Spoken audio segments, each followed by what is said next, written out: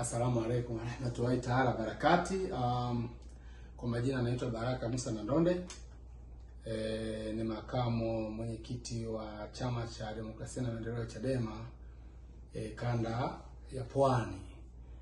Kwa niaba ya mwenyekiti wa kanda ya Pwani Sheikh Mheshimiwa Boniface Yakobo aka Boniai, tunapenda kuwatakia Waislamu wote mfungo wa Ramadhan mwema katika kanda yetu ya Pwani, na wanachama wote wa Chama cha Demokrasia na Maendeleo Chadema.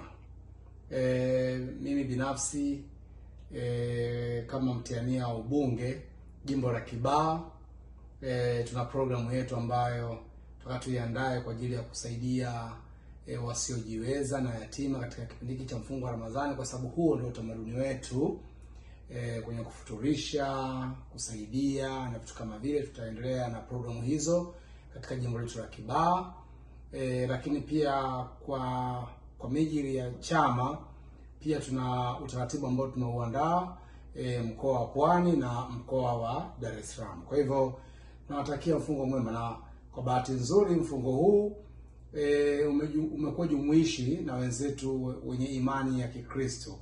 Kwa hivyo kwa pamoja pia tunawatakia Kwaresma njema, Mungu atie nguvu kipindi hiki cha mfungo. Mfungo wetu pamoja na mambo mengine, lakini huu ni mfungo wa kumwombea Mheshimiwa mwenyekiti wa chama chetu Mheshimiwa Tundu Lissu.